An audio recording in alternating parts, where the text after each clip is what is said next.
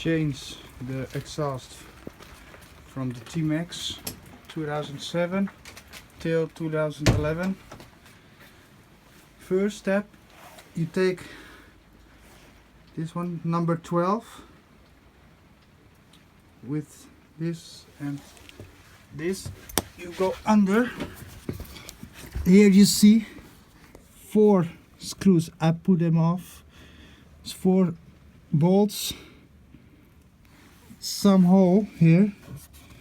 You can put your thing in, and then the outside you can put it here, and then you can come through.